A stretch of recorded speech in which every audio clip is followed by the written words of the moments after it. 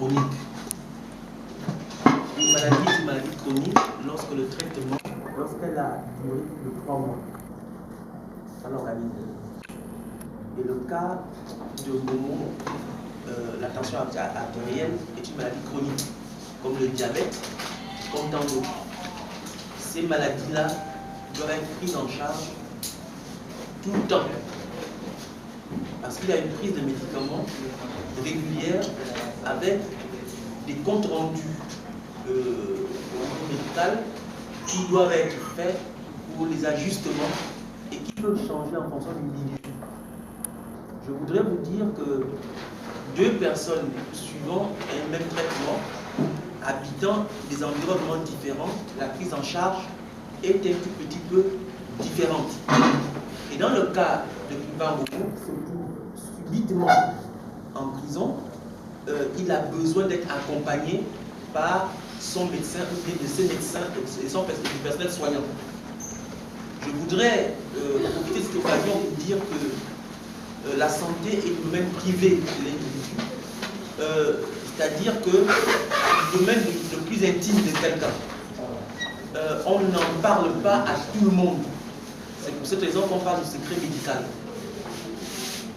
Kriva Momo a forcément son médecin et ses médecins, ses infirmiers. Il a besoin, pour sa survie, d'être toujours en dialogue avec ses médecins pour supporter la problématique de sa santé.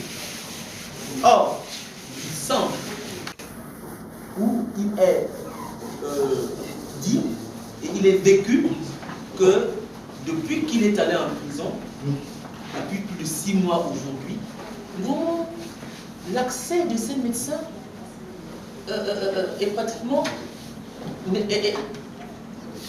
accuse une fin de non-recevoir. Il ne rencontre pas ses médecins. Du coup, c'est accidentellement qu'il rencontrerait un soignant dont on ne connaît pas les intentions, par exemple. Vous comprenez? Donc, je ne suis pas en train de dire que nous enverrons quelqu'un pour le tuer en prison. Je suis en train de dire qu'il faut respecter la démarche et la pédagogie médicale.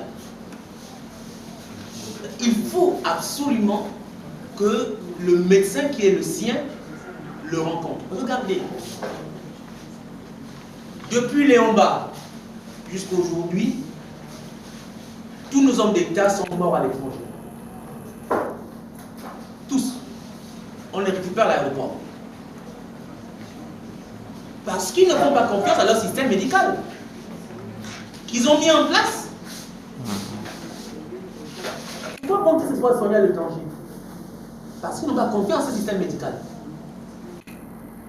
Même si nous avons une structure, de grandes structures, mais pourquoi veulent-ils que si eux ils ne font pas confiance à leur propre médecin qu'ils ont formé, tout le monde doit s'arrive. Qu'ils donnent l'occasion à ceux qui ont quand même trouvé dans le lot des médecins formés chez nous et exerçant chez nous, ceux qui sont dignes de confiance. Parce que parmi nos médecins, il y a des gens très sérieux. Et Ngomo, c'est à qui il doit faire confiance. C'est son médecin. C'est un devoir, c'est une obligation. C'est une question de bonne volonté. Et je vais vous dire, au niveau de la santé, le fait de savoir qu'on est en confiance avec ce médecin participe déjà de la guérison, du moins psychologique, du patient. Si Ngomo est inquiet du fait qu'on amène introduit dans sa cellule un médecin dont la figure ne lui revient pas, il ne prendra même pas ce traitement. Et il ira vers le suicide. Nous sommes en train de le suicider en ce moment-là. C'est ça le problème. Nous tous, nous avons droit aux soins et aux bons soins. Je ne veux pas indexer les gens, mais considérer ma propre situation. Je suis haut fonctionnaire de l'État gabonais, au cadre de l'État gabonais. J'ai besoin de me soigner. Mais l'État gabonais ne me prend pas en charge comme il faut. Et je dirais même pas du tout. Je suis obligé d'aller de temps en temps me faire soigner en Europe. Maintenant, si je suis incarcéré, j'ai au moins besoin de l'avis de mon médecin au Gabon, qui lui est en contact avec mes médecins dans une structure hospitalière française. Vous comprenez? Donc, un médecin, un patient, toute une structure autour, toute une organisation autour qui est détruite. Pour dire donc, je pense, à juste titre, qu'on ne peut pas avoir de démocratie si les gens ne sont pas bien soignés. Et un pays qui traite mal ses prisonniers est un pays de délinquants. C'est clair.